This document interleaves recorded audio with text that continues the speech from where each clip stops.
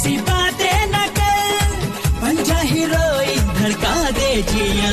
पापा जी के गोजल दुल्हा पर न पसंद, शादी न करब अब ही पढ़े के बमा।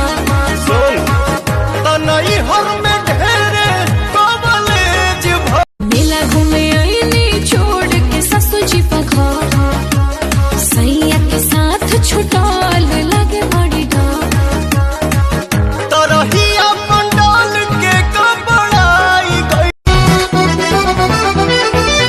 पाकिट में धाइल रही गइल तहरा पाराचा, लागता कि